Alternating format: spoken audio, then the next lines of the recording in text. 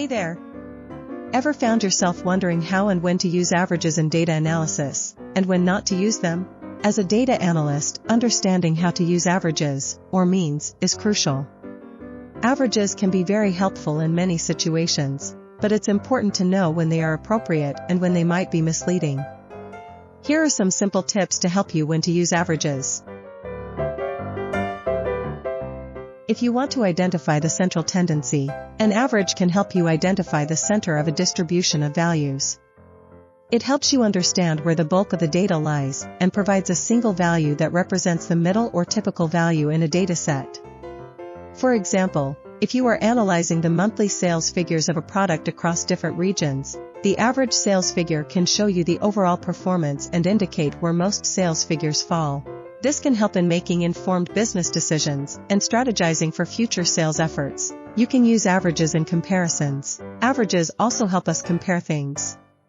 For example, if you want to see how different stores performed in sales, you can compare their average sales figures to get an idea of which store did better overall. Large data sets. Sometimes we're dealing with a ton of data, and it's just too much to look at one by one. Averages come in handy here. They give us a general idea of what's going on without having to dive into every single number. For instance, if we're looking at the average temperature over a month, it helps us understand the overall climate patterns. Identifying the symmetric distributions. The average is the same as the median and mode. This is because the data is evenly distributed around the center, so the central value is representative of the entire dataset. For example, if we are calculating the average sales of a product across different stores, and most stores have similar sales figures, the average provides a good representation of the typical sales performance. This time let's talk about when not to use averages. You cannot use averages for highly skewed data. When your data includes outliers, extremely high or low values, averages can be misleading. For example, if most employees earn around $50,000, but the CEO earns $1 million, the average salary will not represent the typical employee's salary. You cannot use averages with categorical data. Averages are not useful for non-numeric data.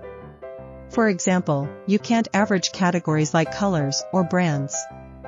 Similarly, in sales analysis, you cannot calculate the average of product categories, such as electronics or clothing, as they are not numerical values.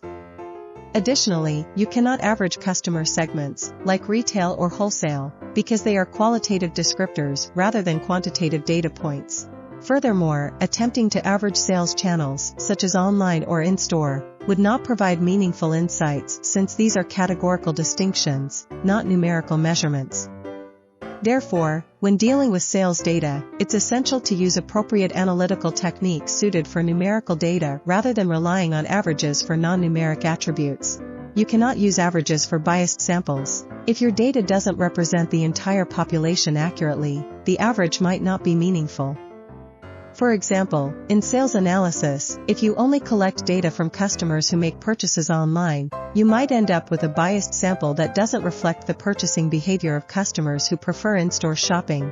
As a result, calculating the average order value based solely on online transactions could lead to misleading conclusions about overall sales performance.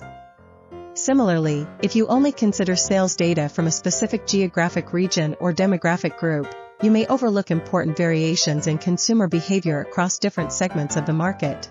Therefore, it's crucial to ensure that your data collection methods capture a representative sample of the entire target population to avoid biased results when calculating averages. If it doesn't quite make sense yet, no worries. I provide 2 illustrations to help you out. Average daily sales, using average. The problem: suppose your daily sales over a month are $200, $220, $210, $230.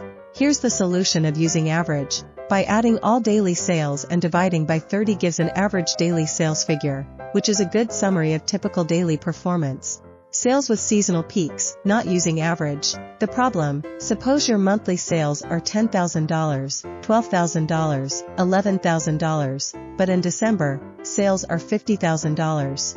Here's the reason not to use average this time. by adding all monthly sales and dividing by 12 gives an average that is much higher because of the December peak. Better measure suggestion use, median. The median monthly sales, middle value, will more accurately reflect typical monthly performance outside the holiday season. Hope you learned something about averages. Use averages when you need a single representative value for a symmetric, large dataset with no significant outliers, and the data is quantitative. Avoid using averages with skewed, ordinal, or categorical data, or when individual values are highly influential due to small sample sizes or multimodal distributions. In such cases, consider alternative measures like median, mode, percentiles, or measures of spread. That's it. See you again for another video. Thank you for watching.